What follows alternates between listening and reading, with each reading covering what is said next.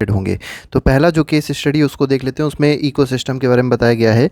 N ecosystem में be defined as structural and functional unit of biosphere comprising of living organisms and their non living environment, ठीक है, which interact by the means of food chain. तो food chain की बात भी यहाँ करी गई है। और इसके बाद आपको दिया है and geochemical cycles resulting in energy flow. तो जियोकेमिकल साइकिल की वजह से एनर्जी फ्लो होता है। बायोटिक डाइवर्सिटी की बात करी गई है, मटेरियल साइकिलिंग की बात करी to form stable self supporting system, ठीक है। अब इससे रिलेटेड देखते हैं क्वेश्चन क्या क्या डिस्कस करना है हम लोग को। तो पहला क्वेश्चन जो है उसमें कहा गया है what are the two basic processes involve in any ecosystem. तो किसी भी इकोसिस्टम में याद रखिएगा दो प्रोसेस कौन से इन्वॉल्व होते हैं। तो पहला साइकिलिंग ऑफ मटेरियल, मतलब जो मटेरियल होते हैं वो एक साइकिल में मूव करते रहते हैं, ठीक है। और दूसरा है फ्लो ऑफ एनर्जी। तो एनर्जी जो है वो एक ट्रॉफिक लेवल से दूसरे ट्रॉफिक लेवल तक फ्लो होती है, ठीक है। तो दो चीज़ें याद रखिएगा जो होती हैं, जो बेसिक प्रोसेसेस होते हैं इकोसिस्टम में। पहला है साइकिलिंग ऑफ मटेरियल्स और दूसरा है फ्लो ऑफ एनर्जी। नेक्स्ट पे आते हैं, नेक्स्ट क्वेश्चन, क्वेश्चन नंबर 2 है। इसमें कहा गया out of orchard, lake, aquarium and cropland which is not an artificial ecosystem. तो आपको बताना है जैसे ऑर्चर्ड है जिसको बगीचा कहते हैं, लेक हो गया, एक्वारियम हो गया और क्रॉपलैंड हो गया, इनमें से आर्टिफिशियल कौन सा नहीं है, मतलब इनमें से नेचुरल कौन सा है। तो जो लेक है वो क्या होता है, नेचुरल होता है। बाकी ऑर्चर्ड, बगीचा हो गया, एक्वारियम हो गया, क्रॉपलैंड हो गया, ये मैन मेड है, ठीक है। वही चीज़ यहाँ पर बोली गई, lake is artificial ecosystem. Artificial ecosystems are maintained by man. तो कौन मेंटेन करता है उसको, पर्सन मेंटेन करते हैं, मतलब ह्यूमन बींग्स उसको मेंटेन करते हैं। Hence they are also termed as man made और मैन इंजीनियर्ड इकोसिस्टम। तो इसलिए इसको क्या कहा जाता है, इसको मैन मेड इकोसिस्टम भी कहा जाता है या मैन इंजीनियर्ड इकोसिस्टम भी कहा जाता है।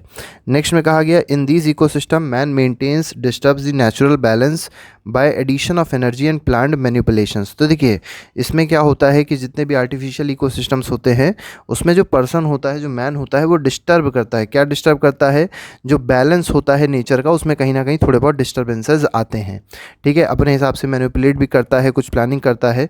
कॉमन एग्जांपल्स ऑफ जो आर्टिफिशियल इकोसिस्टम के कुछ एग्जांपल्स दिए गए जैसे क्रॉपलैंड है, ऑर्चर्ड है, गार्डन है, एक्वेरियम है, ये सबके सब क्या है, आर्टिफिशियल इकोसिस्टम के एग्जांपल हैं।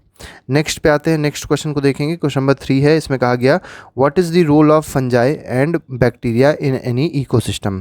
तो देखिए जो डिकम्पोजर्स होते हैं मेनली फंजाई और बैक्टीरिया होते हैं। तो इनका मेन काम होता है डिकम्पोज करना, ठीक है। जो डेड हो जाती है चीज़ें, जो डेड और डिकेइंग चीज़ होती है उसको मतलब डिकम्पोज करने का काम किसका है, फंजाई और बैक्टीरिया का है। वही देखिए यहाँ पर बताया गया है, fungi and bacteria are decomposers which serve to convert carbon locked up in the dead organic matter into carbon dioxide. मतलब जो डेड ऑर्गेनिक मैटर है उनमें कार्बन होती है तो उसको किस में कन्वर्ट कर देते हैं, ये कार्बन डाइऑक्साइड में कन्वर्ट कर देते हैं। और फिर वो कार्बन डाइऑक्साइड कौन यूटिलाइज कर सकता है, जो प्लांट्स होते हैं, जो ग्रीन प्लांट्स होते हैं। आप लोग को पता होगा green plants takes carbon dioxide, तो लोग कार्बन डाइऑक्साइड को क्या कर लेंगे, यूटिलाइज कर लेंगे, ठीक है। तो by the plant during photosynthesis के टाइम पे ऐसा होगा कि कार्बन डाइऑक्साइड प्लांट्स यूटिलाइज कर लेंगे।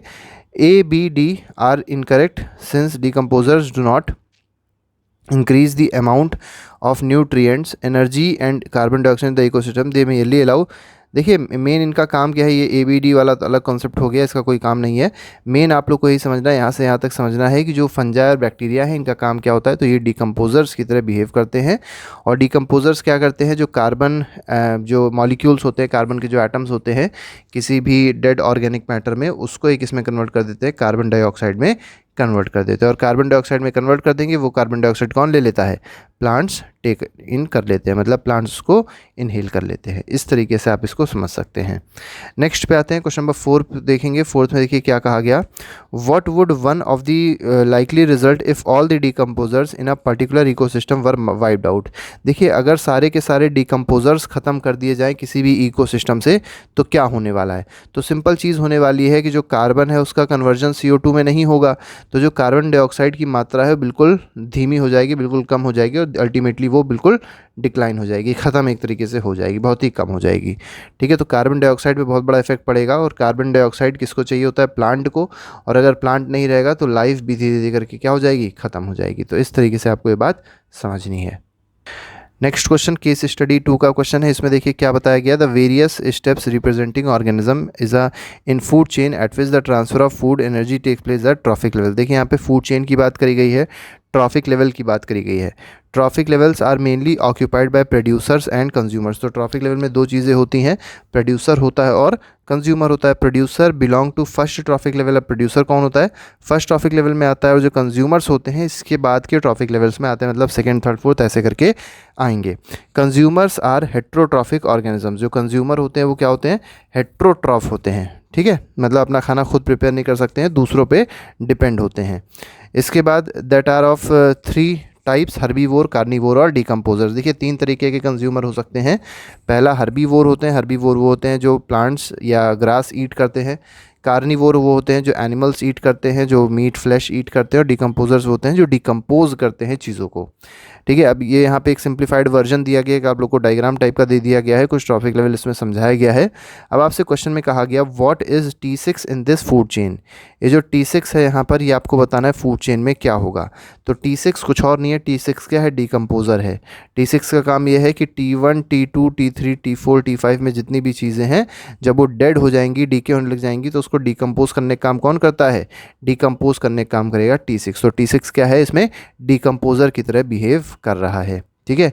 अब देखिए यहाँ पर ये भी दिया गया है, decomposers work at every trophic level in a food chain as they feed on both producers and consumers. याद रखिएगा, जो डिकम्पोजर्स होते हैं वो हर ट्रॉफिक लेवल पे फीड करते हैं, ठीक है, हर ट्रॉफिक लेवल पे होते हैं। ये सारे ट्रॉफिक लेवल पे काम करते हैं, क्योंकि ये फीड करते हैं प्रोड्यूसर पे भी और ये फीड करते हैं कंज्यूमर पे भी, दोनों पे ही फीड करते हैं कौन, डिकम्पोजर्स। क्वेश्चन नंबर 2 में देखिए क्या कहा गया, if T2 is occupied by grass hopper. तो पहले T2 देख लीजिए कहाँ पर है, ये T2 है आपका। इसमें कहा गया है जो T2 है ये अगर ग्रास हॉपर है in a particular food chain, then what happens to T3 and T4। मतलब आपको बताना है T3 और T4 क्या होगा। तो देखिए ग्रास हॉपर है, ग्रास हॉपर को कौन खा रहा होगा, ग्रास हॉपर को देखते हैं, ग्रास हॉपर को फ्रॉग या कुछ और अगर मान लीजिए दिया है तो फ्रॉग ही दिया हुआ है, तो ग्रास हॉपर को कौन खाएगा, फ्रॉग। तो T3 आपका हो जाएगा फ्रॉग, और फ्रॉग को कौन खाएगा, स्नेक। तो T4 क्या हो जाएगा, स्नेक हो जाएगा। नेक्स्ट में कहा गया क्वेश्चन नंबर 4 है, इसमें कहा गया in an ecosystem trophic levels are form by which organism. यहाँ पे ऑर्गेनिज्म छूट गया है। तो किसी भी इकोसिस्टम में जो ट्रॉफिक लेवल्स होते हैं वो किन ऑर्गेनिज्म से बनते हैं। तो in an ecosystem trophic levels are form by organism linked in food chain. तो फूड चेन में जो जो ऑर्गेनिज्म होते हैं वो सारे ऑर्गेनिज्म इकोसिस्टम में या इकोसिस्टम के ट्रॉफिक लेवल्स में आएंगे।